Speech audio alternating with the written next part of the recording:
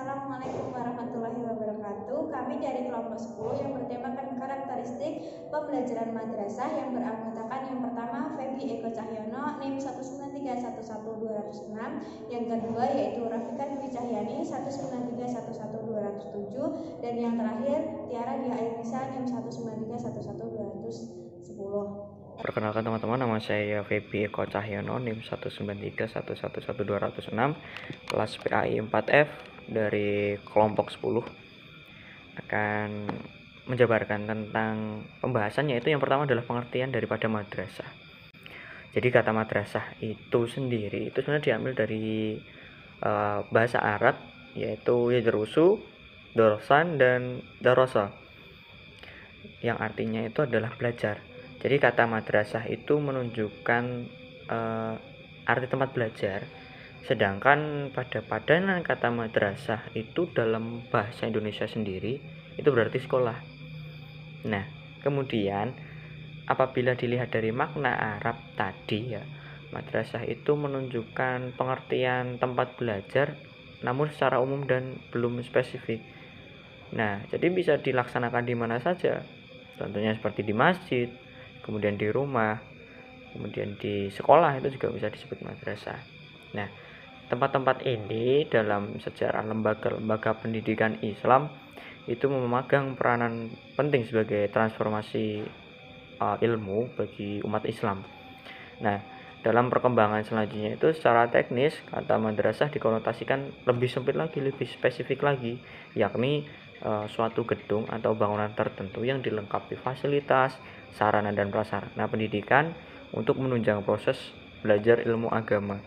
Bahkan ilmu umum itu juga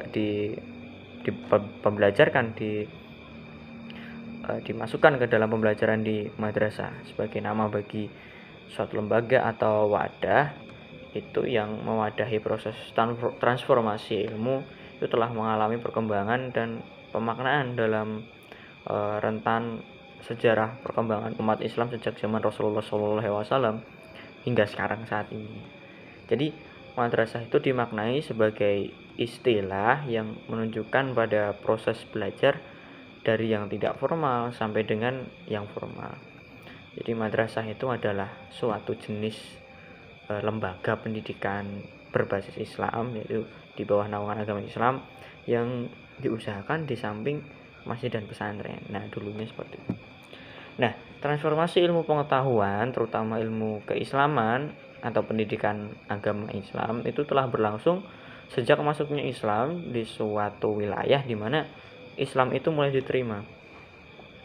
Jadi diajarkan dan diamalkan oleh pemeluknya. Jadi demikian halnya yang terjadi di Indonesia dulu dan saat ini.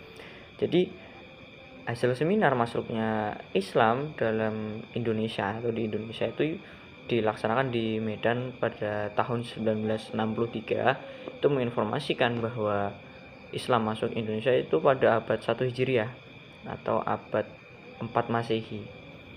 Nah, pada saat itu dibawa oleh para pedagang dari Arab.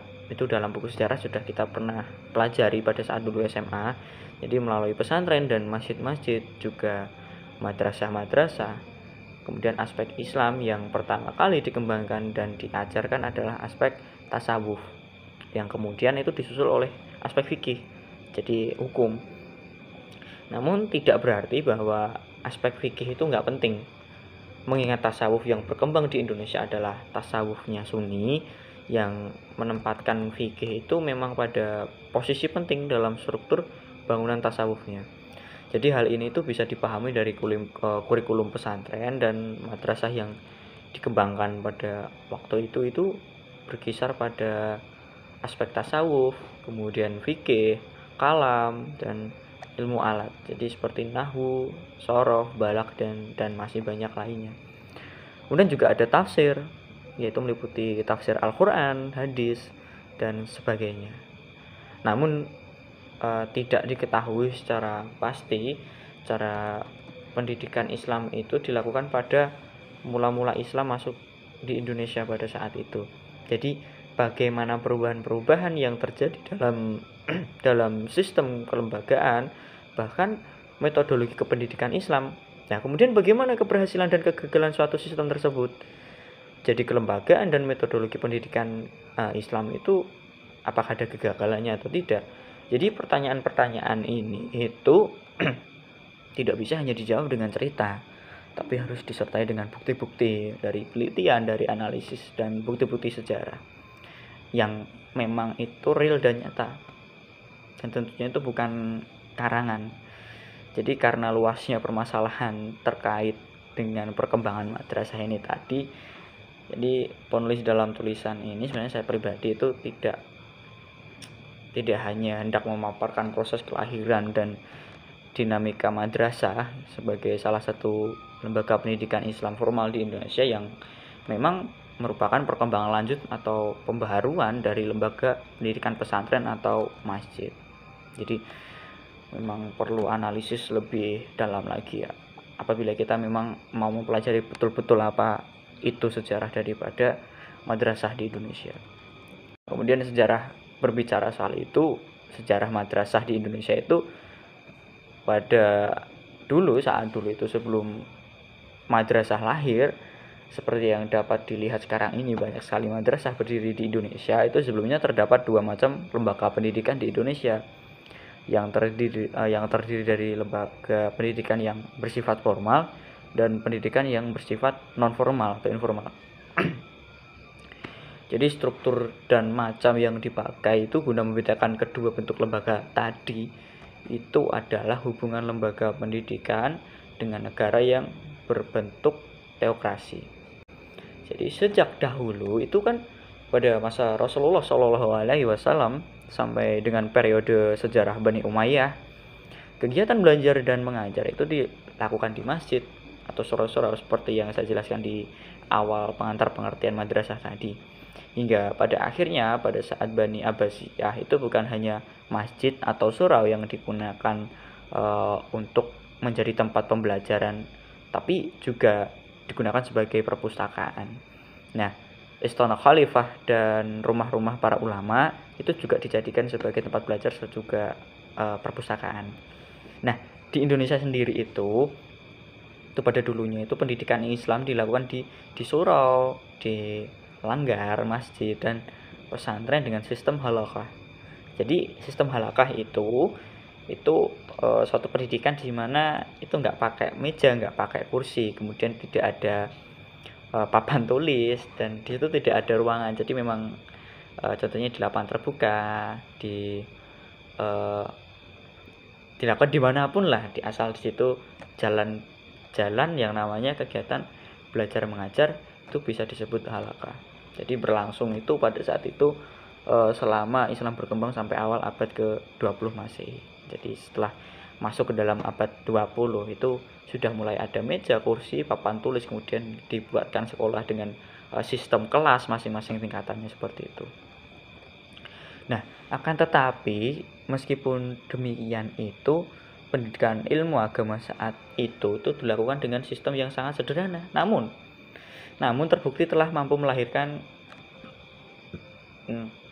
para lulusan dan para sarjana yang sangat ahli dan hebat sekali, dan pastinya terkenal di dalam bidang keahliannya masing-masing, dan telah juga menghasilkan karya-karya yang sampai sekarang itu masih kita pakai sebagai sumber dan masih kita nikmati, dan mungkin juga akan dinikmati oleh generasi-generasi kita selanjutnya.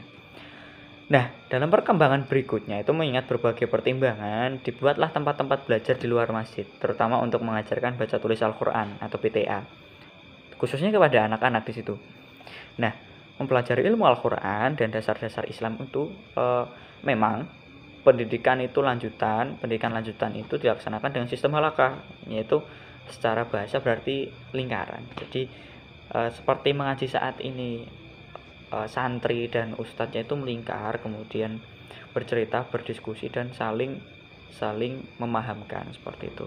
Nah, di mana itu seseorang guru biasanya duduk di atas lantai sambil menerangkan, membacakan karangannya atau komentarnya terhadap sesuatu, dan pemikirannya disampaikan. Nah, kemudian sistem ini tidak mengenal klasikal, dan metode ini masih berkembang sampai sekarang. Jadi masih dapat kita temukan. Nah, seperti khususnya itu di pesantren-pesantren kita akan menemukan seperti itu, sistem halakah yang saling melingkar dan seperti halnya diskusi. Nah, semua umur dan jenjang itu berkumpul bersama mendengarkan penjelasan guru. Itulah yang dinamakan sistem halakah. Jadi sistem halakah itu biasanya dilakukan oleh seorang ulama atau seorang cendekiawan dengan mengundang ulama-ulama lain atau cendekiawan lain serta murid-muridnya itu untuk berdiskusi, berdebat atau mengajarkan kepada murid-muridnya. Jadi terdapat dua faktor yang melatar belakangi berkembangnya madrasah di Indonesia. Yang pertama adalah madrasah muncul sebagai respon pendidikan Islam terhadap kebijakan pemerintah Hindia Belanda pada saat penjajahan dulu. Kemudian yang kedua adalah karena adanya gerakan pembaruan Islam di Indonesia yang memiliki kontak cukup intensif sekali dengan gerakan pembaruan di Timur Tengah.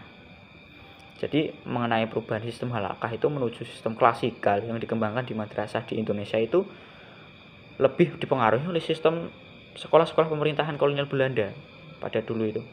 Jadi hal itu dilakukan untuk menandingi sekolah-sekolah Belanda yang memang di situ sistemnya diskriminatif. Jadi asli dalam arti kasarnya pribumi asli Indonesia dengan orang Belanda itu terdapat sebuah diskriminasi. Jadi madrasah diciptakan untuk menghindari diskriminasi dan menghilangkan diskriminasi itu.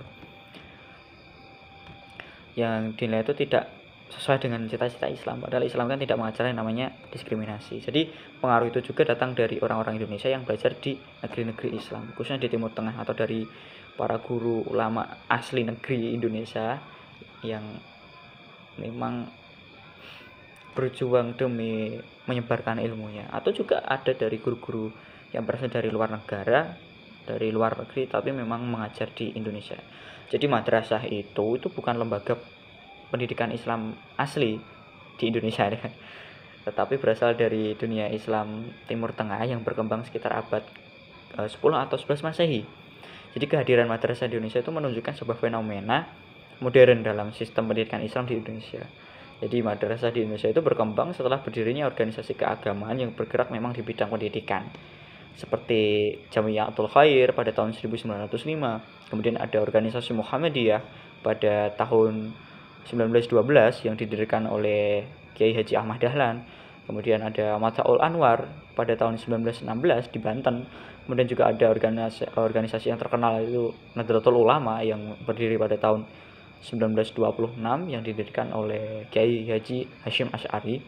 Kemudian juga ada namanya organisasi yaitu Persatuan Tarbiyah Islamiyah pada tahun 1928, dan masih banyak organisasi-organisasi lainnya yang memang berkiprah di dunia pendidikan Islamiyah. Nah, setelah Indonesia merdeka itu berdiri yang namanya kita sebut sekarang DEPAK atau Departemen Agama pada tanggal 3 Januari pada tahun 1946. Nah, pembinaan madrasah itu menjadi tanggung jawab Departemen Agama ini. Jadi sesuai dengan tuntutan zaman dan masyarakat, Departemen Agama itu menyeragamkan nama, jenis, dan tingkatan madrasah yang beragam. Sebagaimana yang dapat kita lihat sekarang ini, contohnya seperti ada MI, MTS, dan MA. Jadi spesifikasinya seperti ini. Yang pertama itu adalah madrasah yang menyelenggarakan pembelajaran agama 30% sebagai mata pelajaran, dan pelajaran umum itu 70%. Statusnya itu lembaga pendidikannya ada yang negeri dan dikelola oleh Departemen Agama sendiri, dan ada yang swasta dan dikelola oleh masyarakat sendiri. Jenjang pendidikannya adalah yang pertama Raudhatul Afdal atau Bustanul Afdal, itu merupakan kalau kita sekarang kenal itu TK. Kemudian ada Madrasah Ibtidaiyah atau MI tadi yang kita kenal dengan sekolah dasar. Kemudian ada Madrasah Sanawiyah atau SMP. Kemudian ada Madrasah Aliyah setara dengan memang itu madrasah yang tingkatannya itu SMA atau SMK. Oh ya, ada MAK juga. Kalau MA itu kan sistemnya SMA, kalau MAK itu sistemnya seperti SMK. Nah, jadi madrasah yang menyelenggarakan pendidikan agama dengan model seluruh mata pelajarannya adalah materi agama, yang sering dikenal dengan madrasah diniyah. Kemudian ada seperti itulah, dan sebenarnya masih banyak ya. Nah, tapi di lain itu tujuan didirikannya madrasah itu adalah untuk memberikan kesempatan kepada siswa sekolah umum yang ingin memperdalam ilmu agama dan juga mempersiapkan kader-kader penerus ulama atau cendekiawan Islami seperti itu. Jadi itu saja mungkin yang dapat saya sampaikan. Nanti bisa dilanjutkan di materi selanjutnya. Yang selanjutnya yaitu perkembangan madrasah. Pertama, perkembangan madrasah sebelum kemerdekaan Indonesia. Madrasah-madrasah pada masa sebelum kemerdekaan dibedakan menjadi dua yang diklasifikasikan berdasarkan wilayah tempat berdirinya madrasah tersebut, yaitu madrasah yang berada di Minangkabau dan di luar Minangkabau. Adapun madrasah yang berdiri di Minangkabau diantaranya yaitu pertama, Madrasah Adabiyah didirikan oleh Syekh Abdullah Ahmad pada tahun 1907 di Padang Panjang, Sumatera Barat. Kedua, ada Madrasah School yang didirikan pada tahun 1910 oleh M. Taib Umar di Batu Sangkar. Yang ketiga, ada Madrasah Diniyah.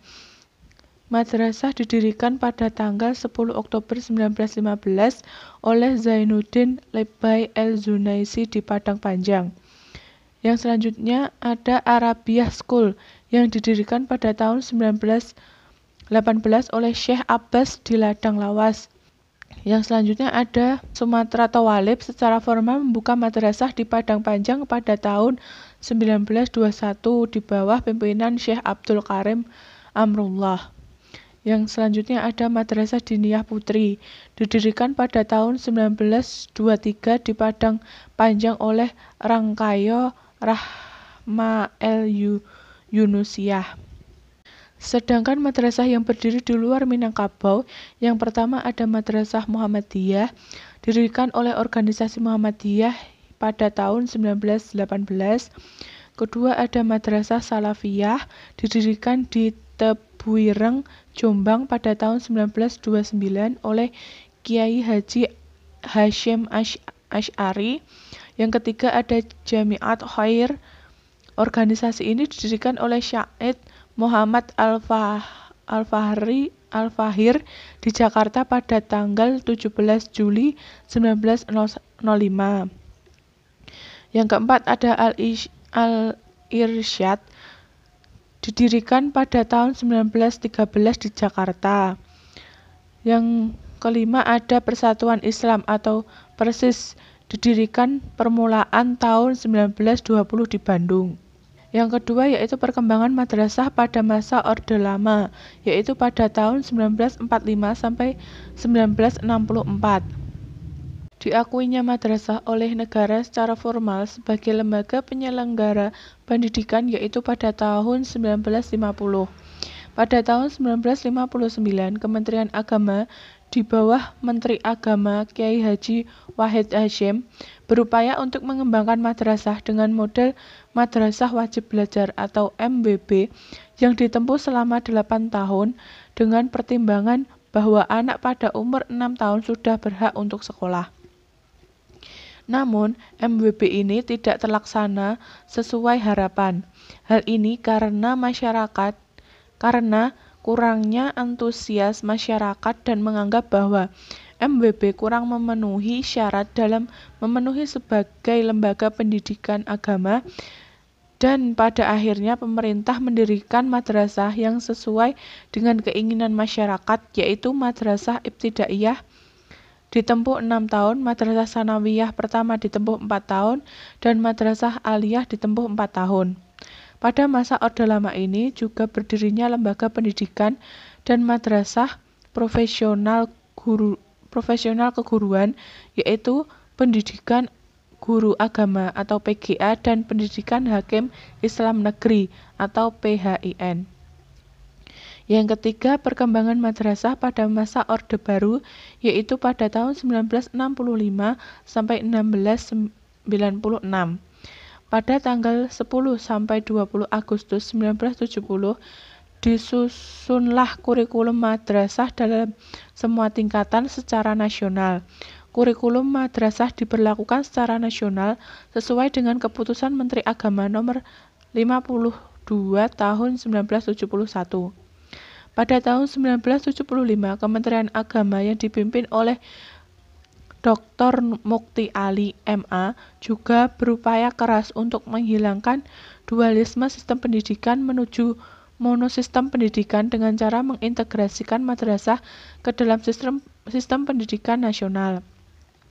Kebijakan Kementerian Agama untuk mengintegrasikan madrasah ke dalam sistem pendidikan nasional. Hal ini dibuktikan dengan dikeluarkannya Undang-Undang Nomor 2 Tahun 1989 tentang Sispenas yang menjelaskan bahwa madrasah berada di bawah aturan Undang-Undang Sispenas atau Sistem Pendidikan Nasional. Selanjutnya pada masa ini, pemerintah melalui Departemen Agama yang dipimpin oleh Profesor Munawir Sadzali, MA, membuat terobosan baru dalam mengembangkan madrasah aliyah dengan mendirikan Madrasah Aliyah Program Khusus atau MAPK, sebagaimana yang tertuang dalam Surat Keputusan Menteri Agama Nomor 371 dan Nomor 374 Tahun 1993. Yang selanjutnya perkembangan madrasah pada masa reformasi, yaitu pada tahun 1997 sampai sekarang.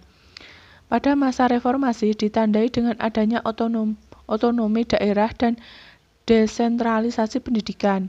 Perkembangan madrasah pada masa reformasi juga diatur dalam Undang-Undang Nomor 20 Tahun 2003 tentang Sistem Pendidikan Nasional atau Sisdiknas. Madrasah pada periode ini telah memasuki era madrasah sebagai sekolah yang berciri khas agama Islam. Dari struktur kurikulumnya sama dengan sekolah. Adapun ciri khas keislaman dapat diwujudkan dalam bentuk pelajaran keislaman. Begitu juga suasana lingkungan sekolah yang islami, serta pendidik dan peserta didiknya yang memiliki ciri keislaman. Materi yang selanjutnya yaitu perbedaan madrasah dan sekolah.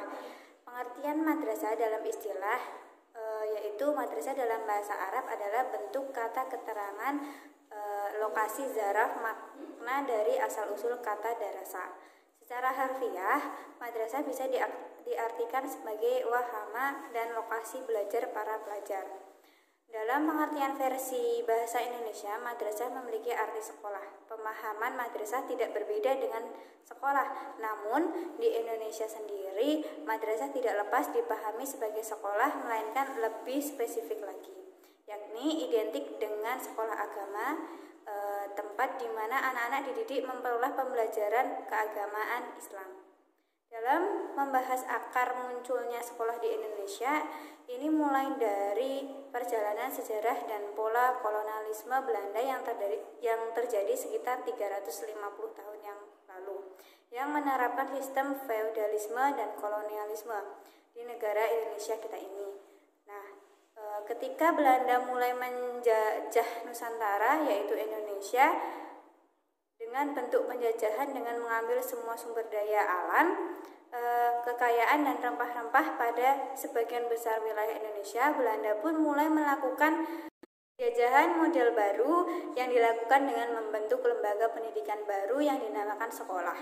Nah, perbedaan yang sangat berprinsip antara madrasah dan sekolah adalah bahwasanya madrasah adalah sekolah yang berciri khas agama Islam, sementara sekolah tidaklah demikian. Para kaum simbolis mengatakan bahwa perbedaan antara madrasah dan sekolah dapat dilihat dalam tabel berikut ini. Perbedaan madrasah dan sekolah. Yang pertama, dalam madrasah pembelajaran agama terbagi dalam submata pelajaran fikih, akidah akhlak, Quran hadis, dan sebagainya.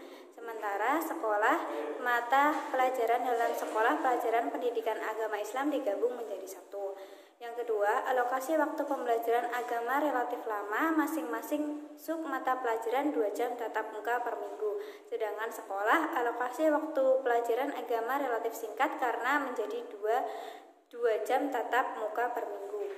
Yang ketiga yaitu tradisi salam ketika berjumpa dengan guru dengan ucapan Assalamualaikum warahmatullahi wabarakatuh. Sedangkan di sekolah tradisi lebih bervariasi dengan ucapan selamat pagi dan sebagainya. Yang keempat yaitu kegiatan belajar mengajar didahului dengan doa baik, opening dan closing. Sedangkan di sekolahan sendiri sebagian besar tidak demikian karena gurunya bervariasi latar belakang didiknya. Berikut perbedaan madrasah dan sekolah. Kemudian presentasi dari kelompok 10. Apabila ada kurang dari materi atau kurangnya penjelasan, kami mohon maaf. Wassalamualaikum warahmatullahi wabarakatuh.